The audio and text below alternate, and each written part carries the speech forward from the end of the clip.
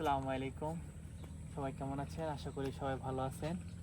আজকে আমরা একটু বিকাল টাইমে বের হইলাম। প্রচুর পরিমাণে এদিকে বৃষ্টি হইতেছে, আর আপনারা সবাই অবগত আছেন যে একটু ঝড়ো হাওয়া চলতেছে আমাদের এইখানে। ঝড়ো হাওয়া সিগন্যাল চলছে আমাদের উত্তরবঙ্গের দিকে, তো আপনারা অবশ্যই জানেন। দেখেন, এখন আমাদের অঞ্চল হয়েছে যেটা বলে মাঠে ধান ফলানো বা বীজ বীজ রোপণ করার জন্য যে জিনিসটা হয়। এখন আমাদের যে অবস্থা, এই যে এটা বলে আমাদের কোলা, যেটা বলে মাঠ, মানে এই মাঠের অবস্থা খুবই দেখেন করুণীয় অবস্থা।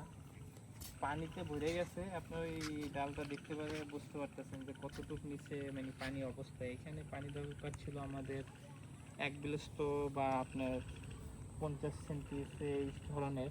তবে এখানে পানি আমাদের হয়ে গেছে আঁটু সমান। এখন যে বীজ ফেলাবে, যে ধান ফেলাবে, এটা কোনো প্রকারে সম্ভব না। এবার বোঝা যাচ্ছে না যে কি করা যায়। সবই আল্লাহ পাকের ইচ্ছা। ইনশাল্লাহ যে করে আল্লাহ পাক ভালোই জন্যই করে। দেখা যায় 1-2 দিনে যদি একটু পানিটা হয়। এখন বিকাল টাইম একটু দেখতেছি খুবই আবহাওয়াটা একটু ভালো পরিবেশ। তারপরেও আপনারা লক্ষ্য করতে পারেন অল্প অল্প বৃষ্টি পড়তেছে। এখানে আমাদের কিছু ভাই, ছোট ভাইরা, তারা মাছের জন্য যে বলে আমাদের জাল, এখানে এখানে মাছের জন্য জাল পাততেছে। দেখা যায় মাছ পাওয়া যায় কিনা। তবে এখন আগের মতো এইটা মাছ নাই বললেই চলে। তারপর চেষ্টা করতে তো নাই।